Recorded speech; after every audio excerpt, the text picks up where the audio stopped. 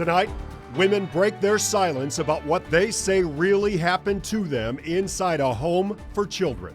I really think that someone needs to answer to why this had to continue for this long. They don't have a big enough rug to cover it all up anymore. They claim they were physically abused by nuns, punishments that went well beyond the normal discipline handed out in the 60s. The village at Parmadale housed thousands of kids for decades until it closed in 2014. Tonight at 6, News 5 investigator Jonathan Walsh has the exclusive story of some who lived there and the emotional and the physical scars they have to this day. We want to warn you here, what you're about to see could be difficult to watch. Parmadale Children's Village of St. Vincent de Paul in Parma started accepting orphaned children back in 1925. In 1964, a 4-year-old Carolyn Folan, now Carolyn Mason, started what she called a living nightmare at the village. Well, I was scared. I was scared being in there a lot. Now, in her 60s, I was here for 4 years. she's revisiting the former grounds of Parmadale that's in the process of being demolished. They were very mean to children. It wasn't a good place. And she's opening up for the very first time publicly about her claims of serious physical abuse at the hands of the nun who was in charge of her. Sister Myra was very mean, almost to the point of evil. Carolyn wiped away tears as she described beatings she claims came from Sister Myra Wazakowski. If I had bruises, which one time she blacked my eye really, really good, so that Sunday I couldn't see my grandma and grandpa because it was too bruised and black. Carolyn described the physical abuse as brutal and says Sister Myra at times would even enlist some help. Sometimes she would have another kid beat you up. She had two faces. One was the devil, and one was Sister Myra. Debbie Deming was at Parmadale too in the 1960s. She showed us a picture that she says is her wiggling away from Sister Myra's lap. Debbie was just 10 years old. Sister Myra would strip you down, bare naked, have the girls hold you down on a bench that was there by the lockers, and beat your butt with whatever she could find. Debbie described a scar she says she got from the nun.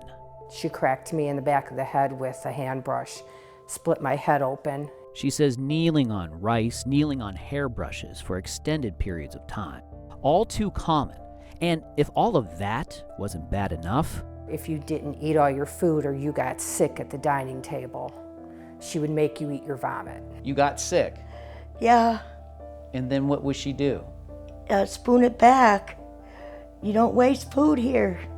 She would feed you your own vomit. Yes. My God, how could anybody do anything like this? Sharon Ponomarenko says she has vivid memories of a different nun at Parmadale when she was there in the early 60s.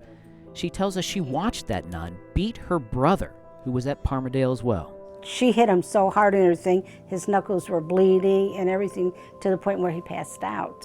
In fact, we found this online message board through a national group called Survivors Network of Those Abused by Priests, or SNAP.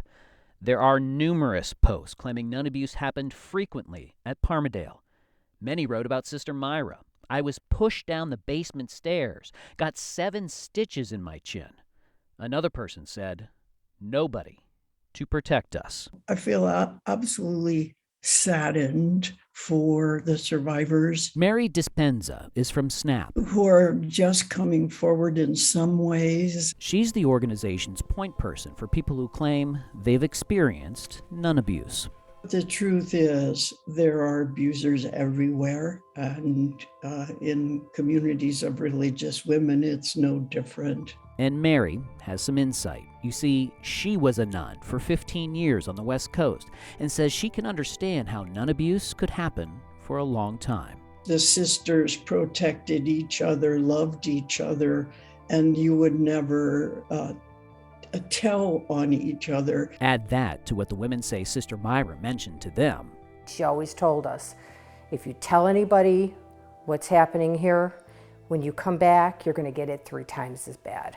You would get beaten. Yes. Worse. Yes. We contacted the Sisters of Charity of St. Augustine, the organization Sister Myra was a member of, It says it had just learned of the nun abuse allegations and the alleged matter is under investigation.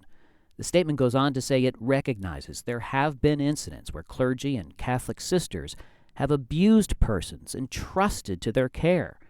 These actions are horrific, and we join with women religious throughout our country who deeply regret the suffering.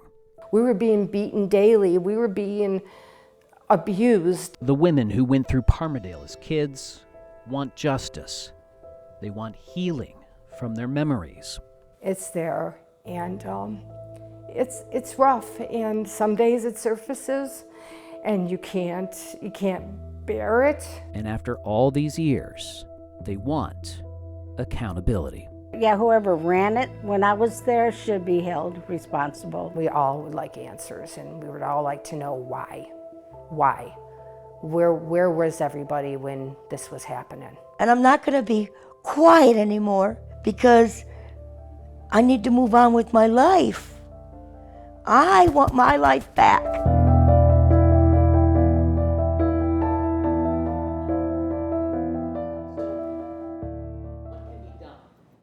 Because of the statute of limitations, it's an uphill battle. Some states have opened windows for reporting older sexual abuse cases. Ohio isn't one of them, by the way. But there's no window for people pursuing decades-old physical abuse cases. Rob? Yeah, that's tough stuff, Jonathan. Whatever happened to Sister Myra? Well, the Sisters of Charity, that organization says Sister Myra died back in 1999. It also says they want to hear from people who feel they too suffered abuse from the nuns at Parmadale.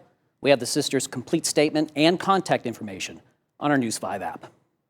Also important reporting tonight from News 5 investigator Jonathan Walsh. Jonathan, thank you so much.